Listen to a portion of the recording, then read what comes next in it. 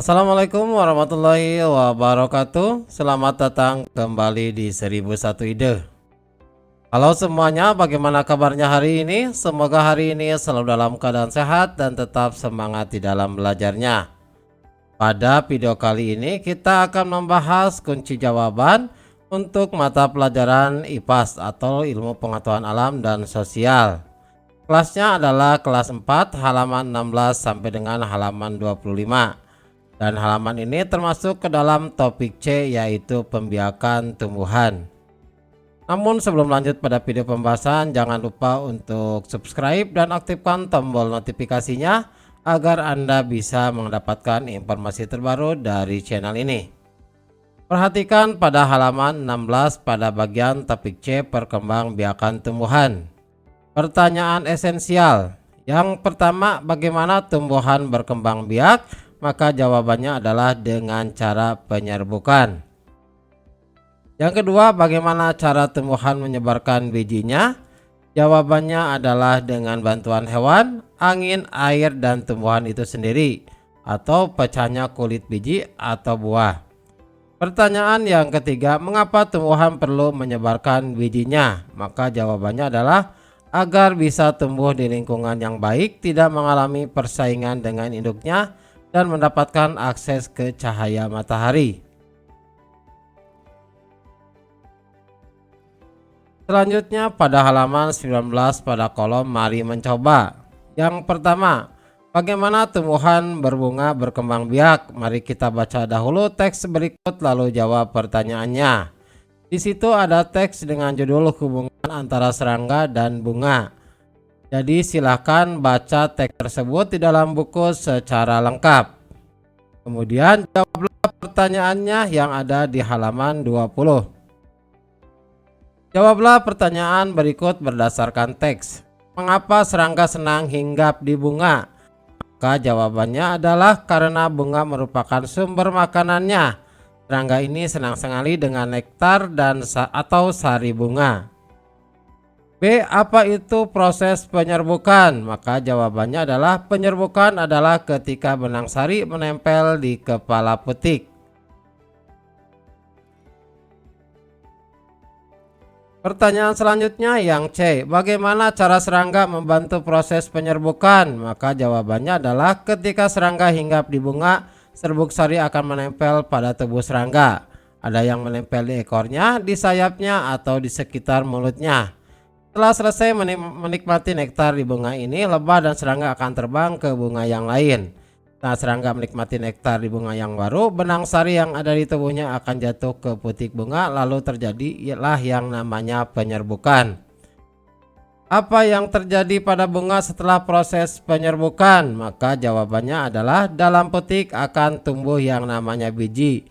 Biji inilah yang nanti dipakai tanaman untuk memperbanyak jenisnya.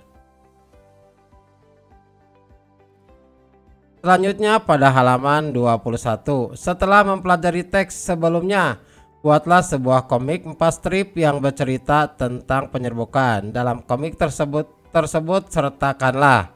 Maka bagian A, bagian B, bagian C, dan bagian D itulah yang harus dibikin dalam sebuah komik. Maka komiknya kira-kira seperti ini.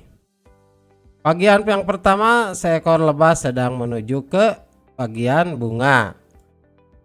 Nah, pada komik yang kedua, lebah telah meninggalkan bunga dan di bagian ekornya menempel yang namanya serbuk sari. Kemudian akan hinggap ke bunga yang lain dan membawa serbuk sari tersebut ke bagian bunga yang lain.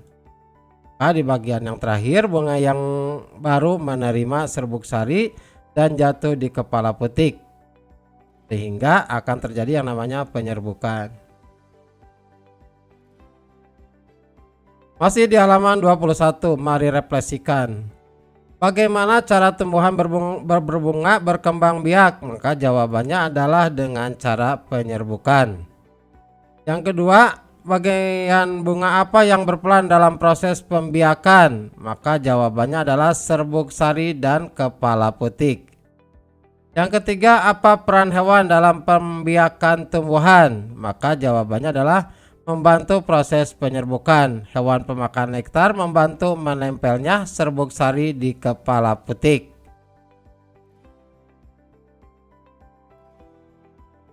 Pertanyaan yang keempat, selain melalui serangga, menurut kalian apalagi yang bisa membantu terjadinya proses penyerbukan? Maka jawabannya adalah burung dan angin. Nomor 5, apa yang terjadi pada bunga setelah melakukan pembiakan? Maka jawabannya adalah bunga akan berkembang menjadi biji atau buah.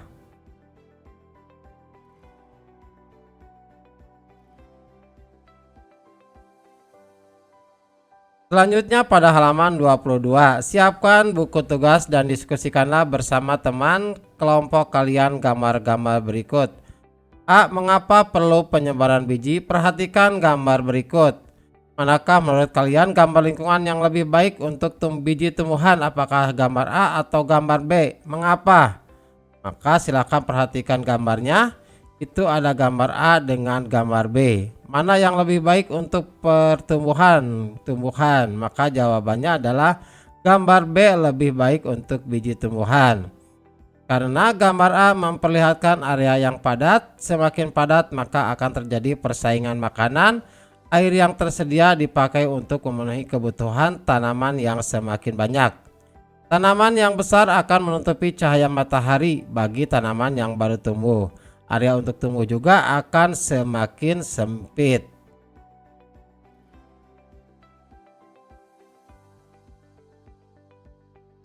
Yang bagian B, bagaimana cara biji menyebar? Tanaman tidak bisa berpindah tempat seperti kita dan hewan. Lalu bagaimana tanaman bisa menyebarkan bijinya? Coba pelajari gambar cara 1 sampai 5 untuk melihat berbagai cara penyebaran biji. Jadi silahkan perhatikan gambarnya dari cara 1, 2, 3 sampai cara yang kelima. Kemudian jawablah pertanyaan pada halaman 24. Yang pertama, bagaimana biji tanaman tersebut bisa disebar? Maka jawabannya cara 1 dengan bantuan hewan, cara 2 dengan bantuan angin, cara 3 dengan bantuan air, cara 4 dengan bantuan hewan, dan cara yang kelima juga dengan bantuan hewan. Tanaman seperti apa yang bisa disebar dengan cara seperti 1 sampai dengan 5? Maka cara yang pertama adalah tanaman berbuah. Cara yang kedua adalah tanaman yang bijinya ringan, halus dan mudah lepas dari tanamannya. Cara yang ketiga adalah tanaman yang hidup di daerah air. Cara yang keempat adalah tanaman yang biji berduri-duri yang bisa menempel di bulu seperti rumput jarum. Dan cara yang kelima adalah tanaman berbuah dan berbiji. Pertanyaan yang ketiga, untuk cara 1 sampai 3, hewan apa saja yang menurut kalian bisa berperan sebagai penyebar biji? Cara yang pertama adalah hewan pemakan buah seperti monyet. Cara yang keempat adalah hewan berbulu seperti kelinci. Dan cara yang kelima adalah hewan yang suka bergerak dan berpindah-pindah tempat seperti gajah atau burung.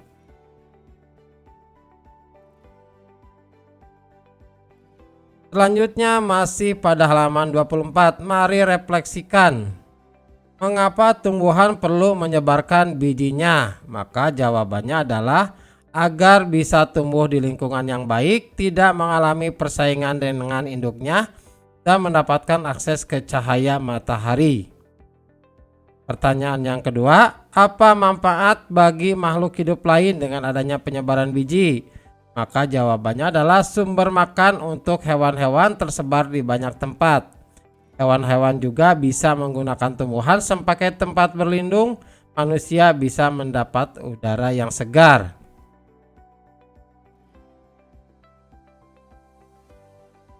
Pertanyaan nomor 3, apa saja yang membantu tumbuhan menyebarkan bijinya?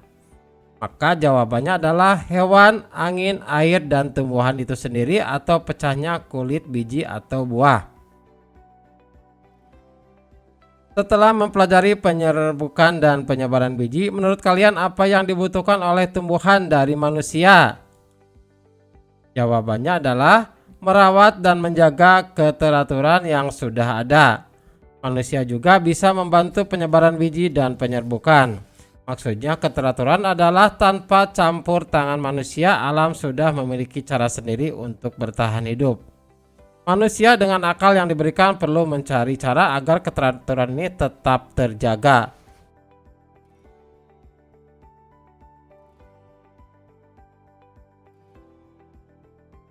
Demikianlah video pembahasan untuk mata pelajaran IPAS, yaitu Ilmu Pengetahuan Alam dan Sosial, halaman 16 sampai dengan halaman 25. Semoga video ini bermanfaat. Assalamualaikum warahmatullahi wabarakatuh.